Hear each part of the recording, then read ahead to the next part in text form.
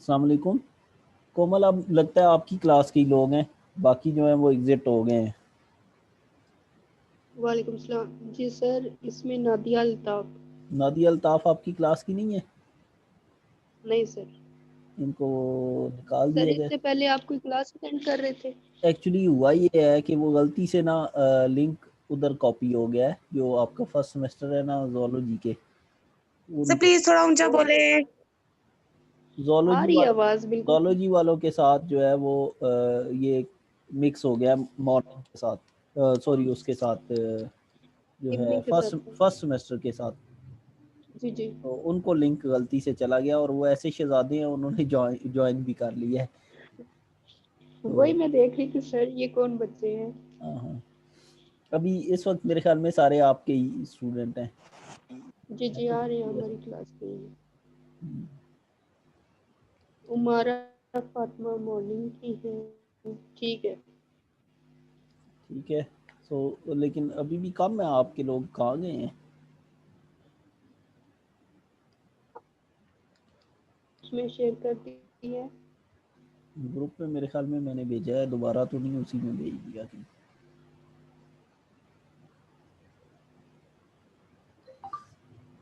क्योंकि मैंने अपने सारे ग्रुप्स पे शेयर कर दी, बॉयज वाले, गर्ल्स वाले, और जो हमारे इवनिंग का रिसर्च है उसमें।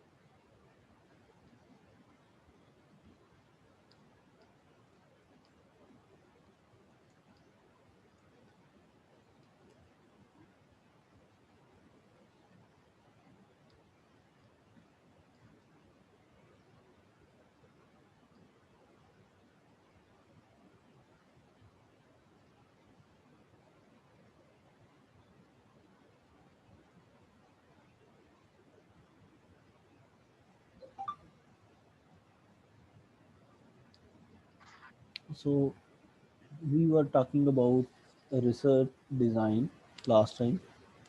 Um, Now we have to go toward selection of study design. हमने देखना है कि स्टडी डिज़ाइन जो है वो कितनी टाइप्स के हैं, और कौन सा स्टडी डिज़ाइन जो है वो आपने सेलेक्ट करना है फॉर योर ओन स्टडी। तो उसके लिए हम सबसे पहले देखेंगे what is quantitative and qualitative research.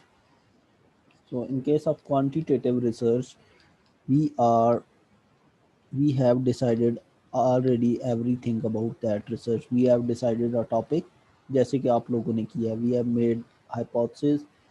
We have, and hypothesis, they are based on background knowledge, and then we made objectives, and then we have to decide what tool we have to use in order to take data. What would be the sample size, हमने ये पहले से pre determined होगा आपका कि आपका sample size कितना होना है, पॉपुलेशन क्या होनी है, और उसके बाद आप जो है वो इसका जो डाटा आएगा उसका एनालिसिस करेंगे. So everything is pre determined. So when and everything every data would be in the form of numbers. So the research in which we have decided everything before doing research actually would be called as quantitative research. So quantitative is in the form of numbers. Title is decided already. Hypothesis is decided that we have to test. Objectives are decided, and then the tools that we have to use is decided, and then the number of samples we have to take are already decided. In case of qualitative research, we have these characteristics either absent or they would be less in a qualitative research. Qualitative research is mostly is based on statements. Statements की basis पे होगी. It is not in the form of measurable things. And then the research title is not already decided. Number of samples are not decided. What would be the hypothesis would not be decided. Objectives would not be clear or decided. They are not structured, वो एक specific form में नहीं होंगे. For example, आप लोगों ने जो studies design की हैं या कर रहे हैं उसमें आप लोग यही कर रहे हैं कि क्वांटिटेटिव रिसर्च कर रहे हैं. You have decided your title everything. But in case of a TV reporter for example, वो जाके किसी जगह पे कोई फ्लड को वो कवर कर रहा है या कोई एक्सीडेंट जो है उसको कवर करता है, तो वो क्या करता है, वो पहले जाके वहाँ पे क्वालिटेटिव. उसको उसको नहीं पता कि उसने जाके लोगों से क्या पूछना है. जो उसके पास डाटा आएगा, it could be in numbers, it could be in statements, बहुत सारी statements, and these statement they would not be matching, एक दूसरे के साथ मैच भी नहीं कर रही होंगी. Mean their contents would be different. तो सब लोग उसको बताएंगे एक्सीडेंट का या फ्लड का कैसे आया, कितने लोग, लेकिन हर एक की जो स्टेटमेंट है वो डिफरेंट होगी. So that is called as qualitative. इसी तरह से उसने डिसाइड नहीं किया हुआ होगा जब वो जाएगा फील्ड में कि उसको कितने नंबर ऑफ सैंपल्स चाहिए. ठीक है, वो जितने लोगों से इंफॉर्मेशन मिलती जाएगी नई, वो उनसे इंफॉर्मेशन लेता जाएगा, और जब उसके पास इंफॉर्मेशन सफिशेंट हो जाएगी या फिर वो समझेगा कि अब नई इंफॉर्मेशन नहीं आ रही, तो वो स्टडी को या उस ऑब्जर्वेशन को, उस डाटा को वो डिसकनेक्ट कर देगा. वो लोगों से फिर मज़ीद नहीं पूछेगा. तो it mean number of samples are not decided already. So it is flexible, it is not concrete, it is not structured, किसी फॉर्म में नहीं है, लूज है. क्वालिटेटिव स्टडीज़ में they are loosely being studied, और क्वांटिटेटिव स्टडीज़ जो हैं they are form. इनके जो है वो पैरामीटर्स हैं, इनके जो क्राइटेरिया है उनको फॉलो करना ज़रूरी है. सो हम लेटर ऑन इनको देखेंगे. So quantitative and qualitative study design, they are different. In case of qualitative study design, they are having very few characteristics that are present in quantitative study design. So because quantitative studies, they are in number, so their study designs, they are a lot of study design on the basis of various criteria हम देखेंगे. They are very specific, they are well structured, already designed, they are tested for validity and reliability. हमें पता है validity और reliability क्या है. And then the research, the design, they are well defined and they are already recognized. हम देखते हैं कि इसमें क्या है. So in case of quantitative research, the designs, they could be classified on the basis of three criteria. तीन चीज़ों पे हम इनको क्लासीफाई कर सकते हैं. एक ये कि number of contacts with the study population, then reference period of the study, then nature of the investigation. These are the three criteria, तीन चीज़ें हैं जिनकी बेसिस पे हम स्टडी डिज़ाइन को जो क्वांटिटेटिव स्टडी डिज़ाइन हैं उनको हम क्लासिफाई कर सकते हैं. So on the basis of number of contacts there would be three design that are cross sectional, before and after, and longitudinal studies. And on the basis of reference period of the study there would be again three: retrospective, prospective, and retroprospective. And on the basis of nature of investigation there would be experimental, non-experimental, and quasi-experimental. So these are the 9 study design on the basis of three criteria. तो हम हमेशा example लेते हैं. For example if you are studying effect of what. For example हमने कहा कि आप जो है वो स्टडी कर रहे हैं like the onset age of puberty in boys in Rawalpindi city. ठीक है, तो आप जो है वो इनमें प्यूबर्टी डिटरमिन करने की कोशिश कर रहे हैं. एज ऑफ प्यूबर्टी जो है वो बॉयज़ में जो रावलपिंडी सिटी में रहते हैं. ठीक है, प्यूबर्टी क्या है? Puberty is characteristic of high LH folic. आपको पता है ये hormone luteinizing hormone, then is follicle stimulating hormone, then it would be testosterone, and then are the secondary sexual characteristics. हमें पता है कि ये they are actually puberty is to acquire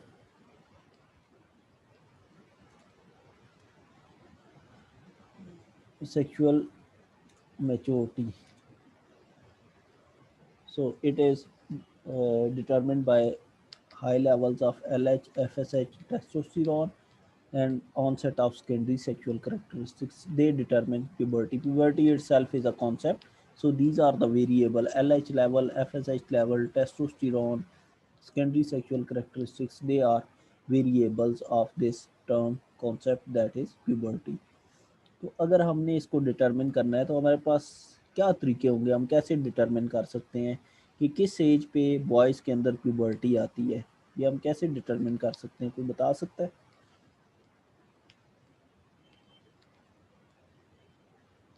आपके ख्याल में क्या करना चाहिए? एक तो हम करना हमें यही है कि हमने ब्लड सैंपल लें, उसके अंदर हम LH, FSH, टेस्टोस्टेरोन के लेवल्स देख लें. दूसरा हम सेकेंडरी सेक्सुअल करैक्टरिस्टिक्स जो हैं उनको मेजर कर लें कि वो अपीयर हुए हैं नहीं हुए, कितने अपीयर हुए. Yes sir. ठीक है, लेकिन कैसे, क्या हमारा मेथड क्या होगा, हम क्या कर सकते हैं? ये बॉयज़ आएंगे कहाँ से, कैसे हम इनको रिक्रूट करेंगे? सर ये तो पॉपुलेशन में, हम पॉपुलेशन में होंगे ना, तो हम उनसे पॉपुलेशन में होंगे तो हम क्या कर सकते हैं? We can go to that population. For example हमारी जो यस पॉपुलेशन है, हमें पता है प्यूबर्टी जो है it would occur at 9 to for example 11 year. ठीक है, हमारा जो बैकग्राउंड नॉलेज है वो कहता है 9 टू 11 ईयर के बॉयज़ में आ जाती है. सो वी हैव टू जी sir. Determine whether it would come in 9 to 11 year. तो हम क्या कर सकते हैं? We can go to boys. तो हमारा जो पॉपुलेशन है इट इज़ बॉयज़. ठीक है, that are from for example 5 to 15 years के जो बॉयज़ हैं दे आर आवर पॉपुलेशन. ये हमारी पॉपुलेशन है. So we can go to this population and then we can take samples of boys of every year. For example हम कहते हैं कि 5 ईयर के जो बॉयज़ हैं हम उनके 10 सैंपल ले लें. ठीक है, एंड देन जी ऑफ सर. 6 ईयर्स वालों के भी हम 10 लें. ठीक है, और इसके अलावा हम सो एंड सो ऑन, हम तकरीबन 15 ईयर तक हमने जो बॉयज़ हैं उनके 10 सैंपल ले लिए हर एक एज ईयर के. ठीक है, तो उसको हम 10 सैंपल जो हैं उनके हम इनके ब्लड सैंपल्स लेंगे, and then we will take we analyze LH, FSH, and testosterone or secondary sexual characteristic, and then we would determine whether puberty would occur between this 9 to 11 year or it would go beyond or come early than 9 years. ठीक है, तो this in this case we had only one contact with the population. हमें हमने हर एक जो sample है उसके साथ एक ही कांटेक्ट किया है. हमने 5 टू 15 ईयर्स तक के जो बॉयज़ हैं हर एक ईयर का जो 10 सैंपल्स हैं उनसे एक दफ़ा हमने ब्लड सैंपल लिया है. उसके बाद हम इसको प्लॉट कर लेंगे, हम देख लेंगे हम एज को फॉर एग्जांपल हम हॉरिजेंटल पे रखें और जो टेस्टोस्टेरोन है L H F S H है उसको वर्टिकल पे रखें तो हम प्लॉट कर सकते हैं कि किस ईयर के अंदर उसमें पीक्स आ रही हैं. तो इसका मतलब ये है कि वहाँ पे प्यूबर्टी जो है वो अपीयर होगी. For example it would become like this.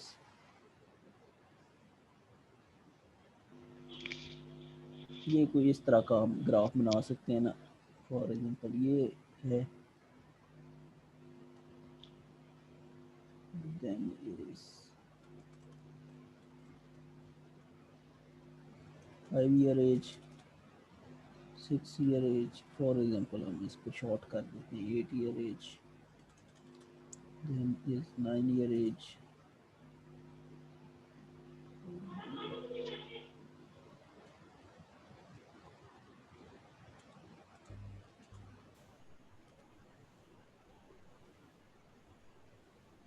and so on.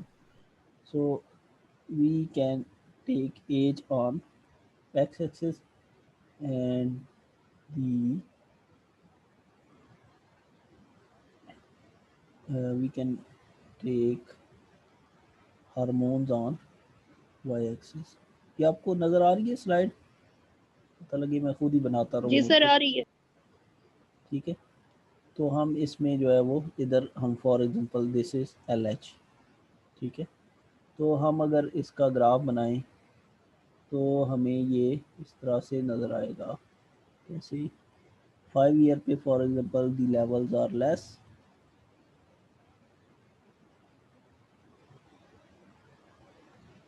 5 year पे लेवल कम होंगे. जो जो एज बढ़ती जाएगी ये लेवल जो है ये इंक्रीज होने चाहिए. सो ये हमारा हाइपोथेसिस है. ठीक है, फॉर एग्जांपल सर ये ग्राफ थोड़ा दोबारा एक्सप्लेन कर दे प्लीज. इसमें मैं ये कह रहा हूँ कि हमने जी वो सर. जो बॉयज़ लिए हैं हर एक ईयर के 10. ठीक है, उनके अंदर फॉर जी एग्जांपल सर. हमने L H F S H और टेस्टोस्टेरोन को एनालाइज किया है. तो हमने देखा ठीक सर. कि जो हमारा जो हाइपोथेसिस है उसके अकॉर्डिंग तो ऐसे ही होना चाहिए ना कि जी. जो लेवल्स हैं फॉर एग्जांपल एल एच के एफ एस एच के टेस्टोस्टेरोन के they should be less at 5 year and then they should increase जी sir. And at a certain age they would become constant. इसके बाद वो कांस्टेंट हो जाएंगे, दे वुड नॉट बी 15 पे इंक्रीजिंग. जाके कांस्टेंट फॉर होगा. एग्जांपल हम कहते हैं कि जी. हमारा हाइपोथेसिस ये है 9 टू 11 ईयर्स के दरमियान में ये प्यूबर्टी आ जाती है. सो एट दैट जी. जी. Time there would be maximum levels of the hormones. For example ये जो है यहाँ पे मैक्सिमम हो गए हैं. जी सर. ठीक है, और फिर ये ठीक सर. कांस्टेंट हो गए हैं. ठीक है, देन ठीक. They became constant. अब इसके बाद कांस्टेंट हो गए. प्यूबर्टी में हाई होते हैं और उसके बाद ज़ाहिर एलिवेटेड रहते हैं ना. तो हमने जी क्या सर. किया 5 इयर्स के 10 लोगों के हमने सैंपल लिया था, उसमें एनालाइज किया एल एच, उसको यहाँ पे प्लॉट कर दिया.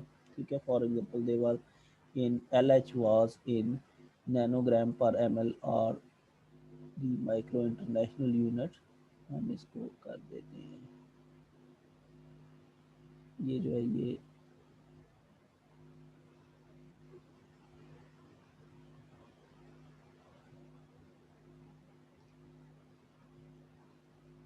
It is like this. ये जो है ये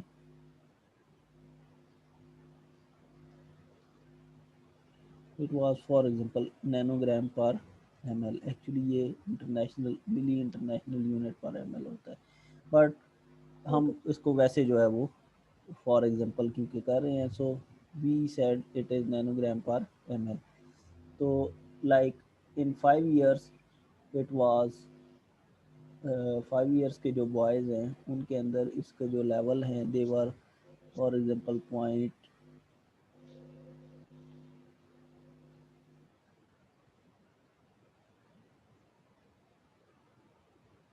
they were zero point 0.5, for example they were 0.5 and then they increased up to 4 nanogram per ml, ठीक है, and then it has become constant. तो हमने इनके अंदर एनालाइज करके उसको प्लॉट कर दिया।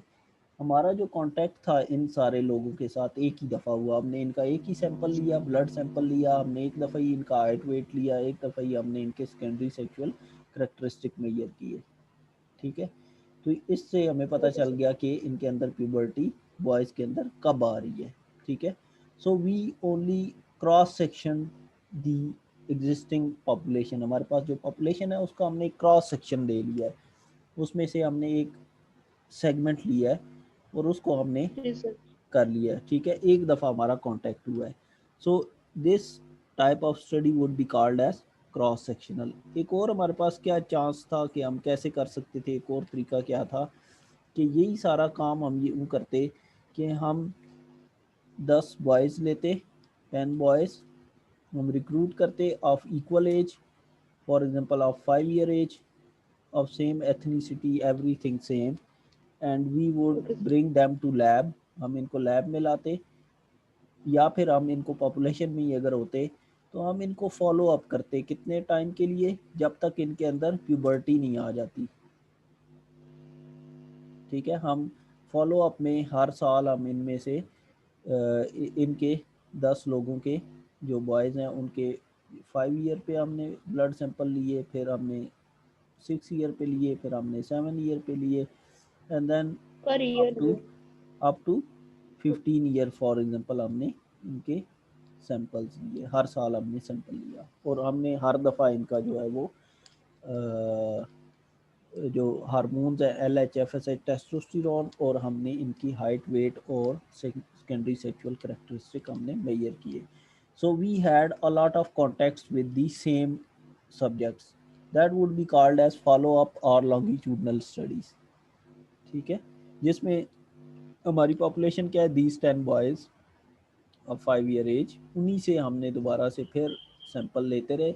सो we had a lot of contacts with same population, that would be called as longitudinal study. अच्छा, एक और तरीका ये था, एक और भी तरीका हो सकता है कि हम फॉर एग्जांपल हमारा गैस ये है कि 9 टू 11 ईयर्स के जो बॉयज़ हैं उनके अंदर प्यूबर्टी आती है फॉर एग्जांपल, तो हम ये कर सकते थे कि हम the boys, a group of boys would be recruited 5 to 8 year के हम रिक्रूट करते, उनसे हम करते, और फिर इनके अंदर जब प्यूबर्टी आ जाती 9 टू 11 तो उसके बाद हम करते 12 टू 13 और 15 ईयर्स तक हम इनके जो है वो 15 ईयर,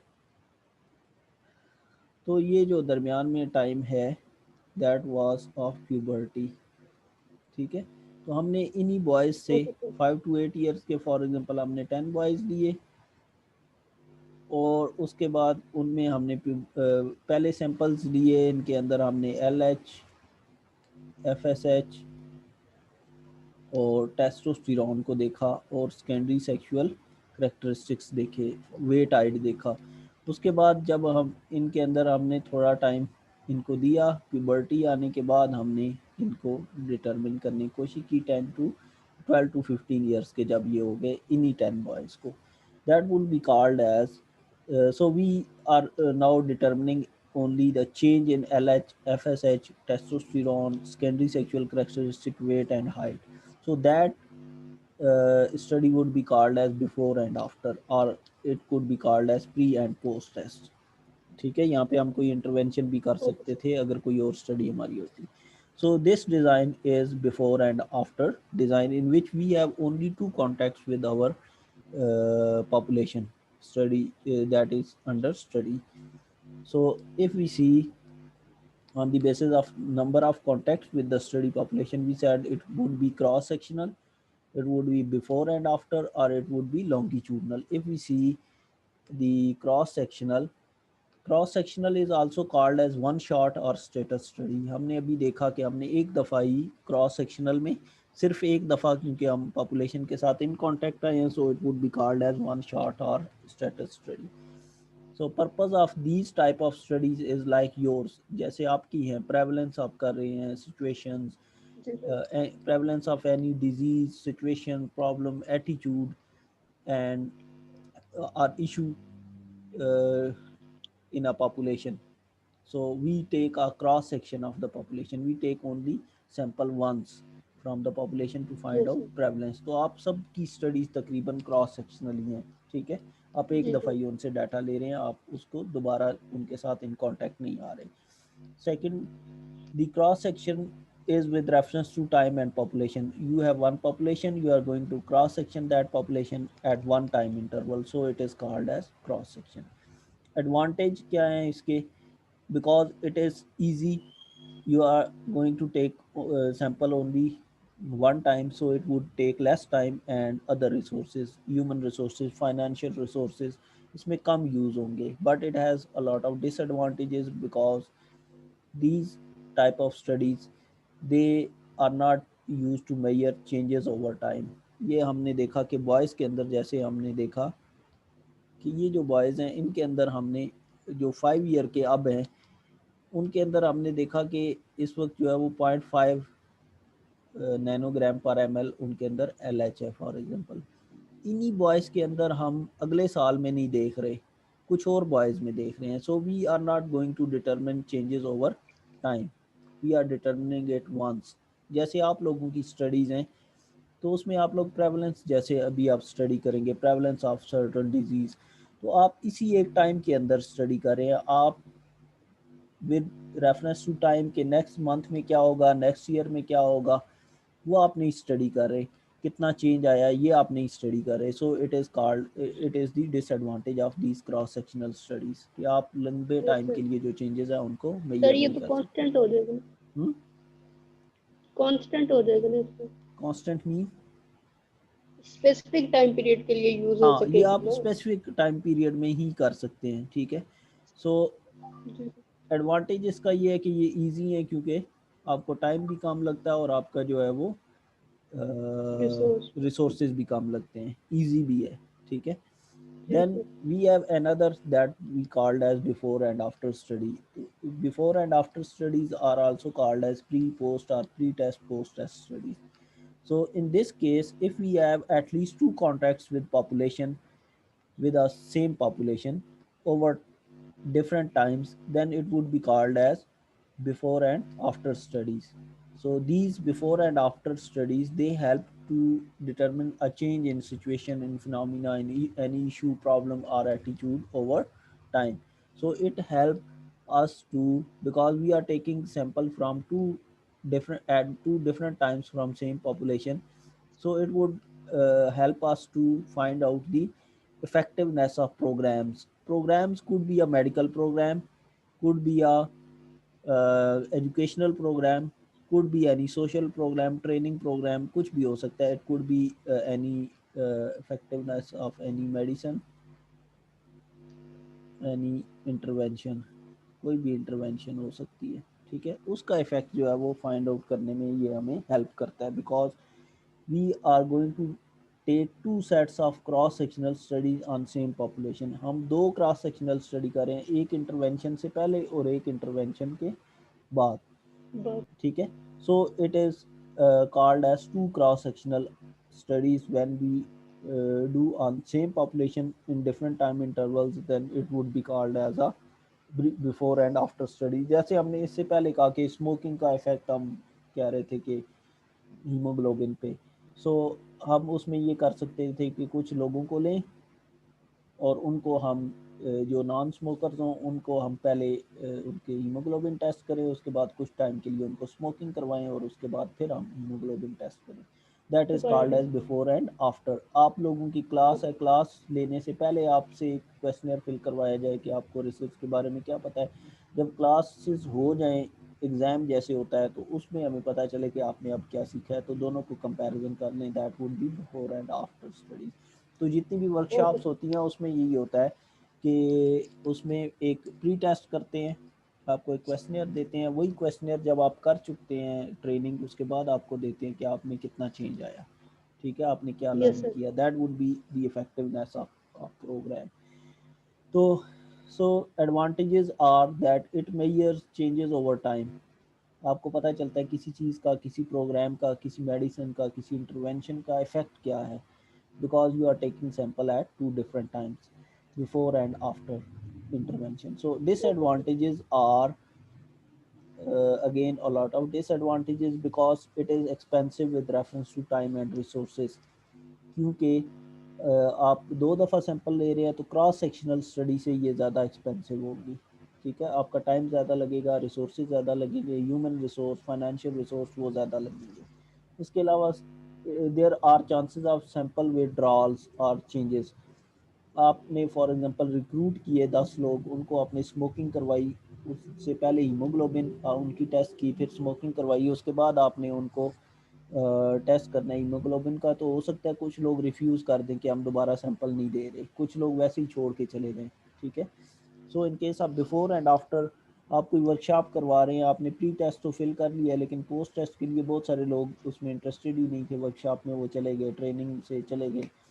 सो आप कोई मेडिसिन दे रहे हैं ट्यूनिंग तो बहुत ट्रेनिंग सारे चले लोग जाते हैं। ऐसे ही है, बहुत सारे लोग जो हैं वो उनकी डेथ हो गई। अगर आप कोई मेडिसिन दे रहे हैं, हार्ट की मेडिसिन कोई आप टेस्ट कर रहे हैं, तो आपने बिफोर उनसे सैंपल ले लिया, लेकिन जब आप गए तो बहुत सारे लोगों की डेथ हो गई। आपने रैट्स रखे हुए हैं लैब में, तो जब आपने प्री सैंपल उनसे ले लिए लेकिन ट्रीटमेंट दी, या तो ट्रीटमेंट की वजह से या किसी और इशू की वजह से उनकी अगर डेथ हो जाती है, तो फिर ये आपका इशू होता है बिफोर एंड आफ्टर स्टडीज़ में। ये इशू आपका क्रॉस सेक्शनल स्टडी में नहीं था, ठीक है।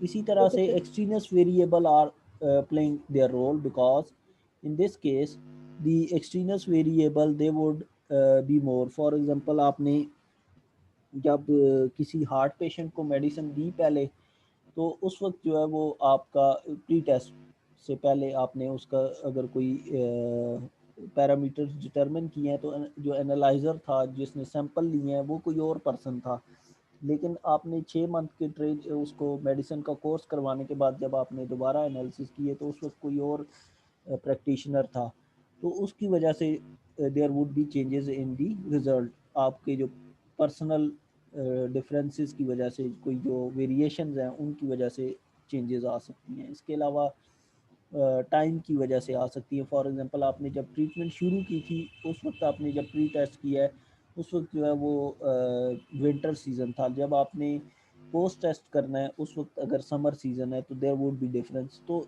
एक्सट्रीनियस वेरिएबल इसमें ज़्यादा रोल प्ले करते हैं due to difference in time. आप 2 डिफरेंट टाइम्स के अंदर क्योंकि कर रहे हैं, तो टाइम अपना रोल वैसे ही प्ले करता है, ठीक है। स्पेसेस की वजह से, लोगों की वजह से, जो लोग हैंडलर्स हैं उनकी वजह से भी इश्यूज हो सकते हैं। Then there could be reactive effects of pre test. Reactive effect of pre test mean people they, if you are using a questionnaire, for example आप यूज़ कर रहे हैं कोई, तो लोग जो है वो प्री टेस्ट से सीख जाएंगे, उनमें के अंदर कुछ चेंजेस आ जाएंगी। प्री टेस्ट उन्होंने क्योंकि ऑलरेडी किया हुआ यस होगा, सर। तो जब वो पोस्ट टेस्ट पे वो क्वेश्चनियर फिल करेंगे तो उनके अंदर चेंजेस आ जाएंगी। वो जो आपको अपने रिस्पॉन्सेज देंगे वो फेयर नहीं होंगे। Then there would be that biased हो जाएंगे। biased होंगे। So in case of before and after studies, they also doesn't tell about the do not tell about the changes over longer time of period. ये सिर्फ 2 points के दरमियान में आपको बताता है कि इससे पहले और इसके बाद क्या चेंजेस आई हैं, लेकिन लंबे टाइम के लिए नहीं बताएगा, ठीक है। So then we have longitudinal study design. Longitudinal जो है वो स्लाइड यहाँ से कहीं मिस हो गई है। सो लॉन्गिट्यूडनल में क्या होता है, they are more than, we have more than 2 contacts with the study population. So purpose again of the longitudinal study design is to determine a change in situation or phenomena, issue or problem or attitude over longer time period. So it would help us to determine the trends। ये हमें trend find out करने में help करता है। आपने कभी पढ़ा climate और वेदर? वेदर क्या होता है? जी सर। वेदर क्या होता है सर जो कंडीशन होती है किसकी?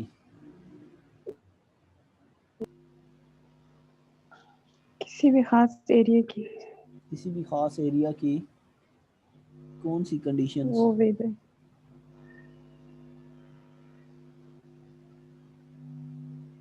किसी एरिया के अंदर हमें पता है कि प्रेसिपिटेशन, उसके अंदर जो टेम्परेचर, ह्यूमिडिटी, एयर प्रेशर, ये सारी चीज़ें जो हैं they make whether if they we determine them for a shorter time.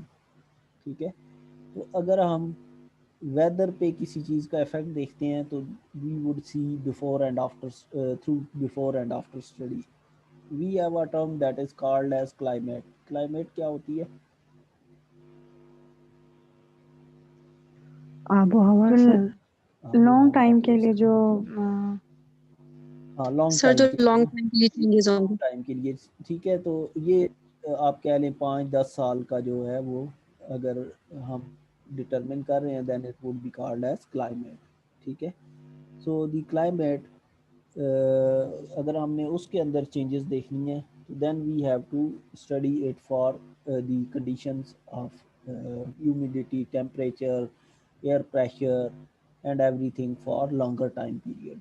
So they would tell us about the trends, क्या ट्रेंड है। ठीक है, सो in case of longitudinal studies we have more than two contacts with population and it tells about trends of any variable in जो हमारी study होगी उसमें किसी variable का ट्रेंड ये हमें बताएगा। ठीक है, सो advantages of longitudinal studies are that they measure changes or effect or impact of certain things over very long period, and then disadvantages are same as that of before and after studies. They would be very expensive because you have a lot of contacts with your population, you have to take samples and then analyze them. It would take longer time. Climate को study करने के लिए आपको 10 साल चाहिए, weather को study करने के लिए आपको 2 सालों में भी आपको उसका डाटा कलेक्ट करके स्टडी कर सकते हैं, बल्कि 1 साल में भी कर सकते हैं।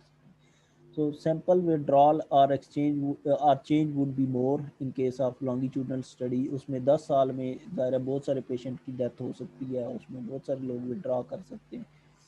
इसी तरह से एक्सट्रीनस वेरिएबल वुड बी मोर, क्योंकि आप लॉन्गर टाइम पीरियड पे कर रहे हैं तो उसमें जो है वो हर दफ़ा कोई एनवायरमेंटल चेंजेस आएंगे, जो फैक्टर्स आएंगे उनकी वजह से हमारी जो है वो स्टडी उस पर इफ़ेक्ट होगा।